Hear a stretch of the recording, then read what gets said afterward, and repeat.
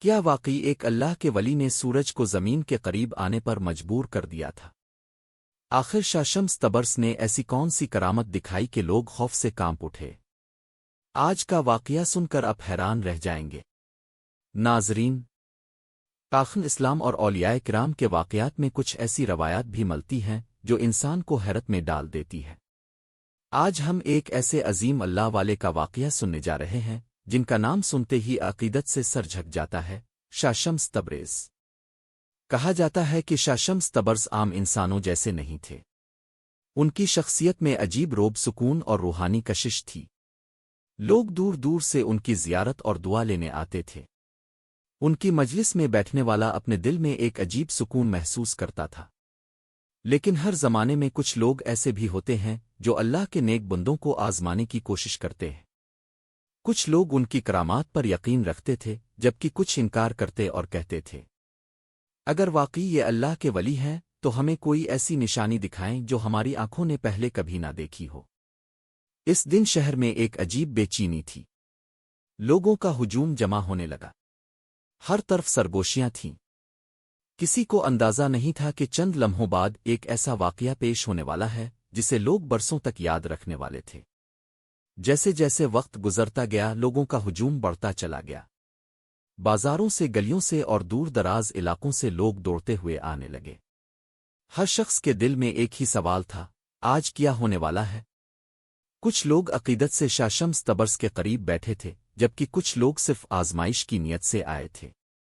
انکار کرنے والوں میں سے ایک شخص آگے بڑھا اور بلند آواز میں بولا، اگر آپ واقعی اللہ کے خاص بندے ہیں تو ہمیں ایسی نشانی دکھائیں جسے دیکھ کر ہمارا دل یقین کر لے۔ یہ سن کر مجمع میں خاموشی چھا گئی۔ سب کی نظریں شمس تبرس پر جم گئیں۔ مگر حیرت کی بات یہ تھی کہ وہ بالکل پرسکون تھے۔ نہ چہرے پر غصہ، نہ جواب میں سختی۔ انہوں نے آہستہ سے آسمان کی طرف نگاہ اٹھائی۔ ان کی خاموشی میں ایک عجیب راز چھپا ہوا تھا۔ لوگ ایک دوسرے کا چہرہ دیکھنے لگے۔ فضا بدلنے لگی، اور کچھ ہی لمحوں میں ایسا ہونے والا تھا جس نے پورے شہر کو خوف اور حیرت میں مبتلا کر دینا تھا۔ مجمع پر خاموشی طاری تھی۔ ہر شخص کی نظریں آسمان اور شمس تبرس کے چہرے کے درمیان گھوم رہی تھیں۔ وقت جیسے ٹھہر سا گیا تھا۔ ہوا کی رفتار بھی دھیمی محسوس ہونے لگی۔ روایت کے انداز میں بیان کیا جاتا ہے کہ اچانک ماحول میں ایک عجیب تبدیلی محسوس ہونے لگی۔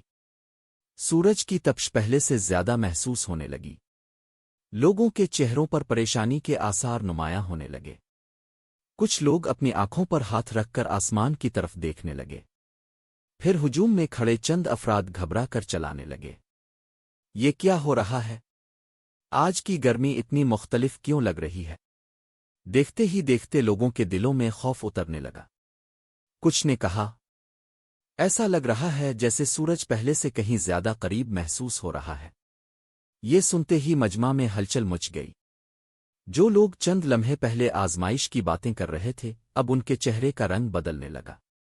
کسی کو سمجھ نہیں آ رہی تھی کہ یہ کیا راز ہے۔ جیسے جیسے وقت گزرتا گیا، لوگوں کے دلوں میں بے چینی بڑھتی گئی۔ بازاروں کا شور تھم گیا۔ ہجوم میں کھڑے لوگوں کے چہروں پر خوف صاف دکھائی دینے لگا۔ جو لوگ چند لمحے پہلے سوال کر رہے تھے، اب خاموشی سے ایک دوسرے کو دیکھ رہے تھے۔ روایت کے مطابق لوگوں نے محسوس کیا کہ گرمی بڑھتی جا رہی ہے۔ کچھ لوگ گھبرا کر پیچھے ہٹنے لگے، کچھ نے اپنے چہروں کو کپڑوں سے ڈھانپ لیا۔ اچانک مجمع میں ایک آواز بلند ہوئی، اللہ رحم فرما! یہ کیا ہو رہا ہے؟ پھر ایک کے بعد ایک کئی لوگ گھٹنوں کے بل بیٹھ گئے۔ کچھ کی آنکھوں سے آنسو نکلنے لگے۔ انہیں محسوس ہوا کہ شاید انہوں نے ایک اللہ والے کی آزمائش کر کے بہت بڑی غلطی کر دی۔ اب وہی لوگ جو پہلے کرامت کا مطالبہ کر رہے تھے، لرزتی ہوئی آواز میں کہنے لگے، ہم سے غلطی ہو گئی، ہمیں معاف کر دیں۔ فضا میں خوف، خاموشی اور ندامت کا عجیب منظر تھا۔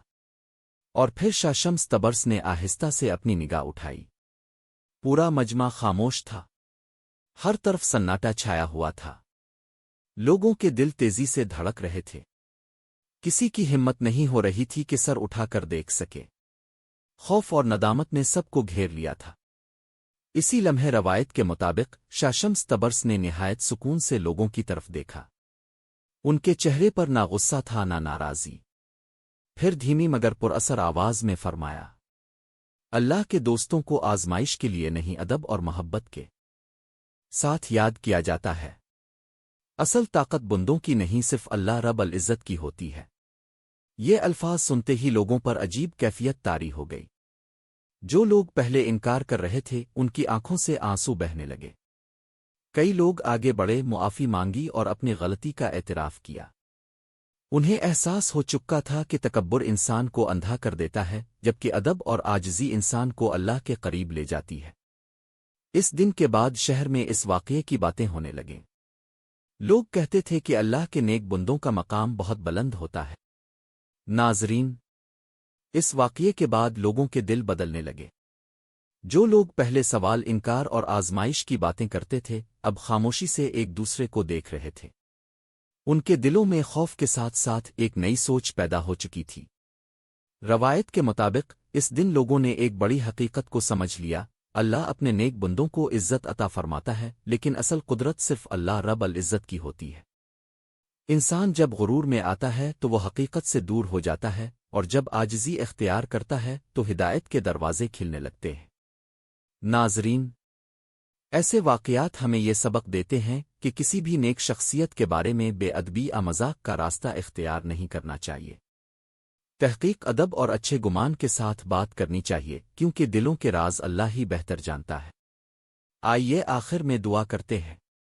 اے اللہ، ہمارے دلوں کو ایمان کی روشنی عطا فرما، ہمیں تکبر، غرور اور بے ادبی سے محفوظ فرما، اپنے نیک بندوں کی سچی محبت عطا فرما اور ہمیں سیدھے راستے پر چلنے کی توفیق دے۔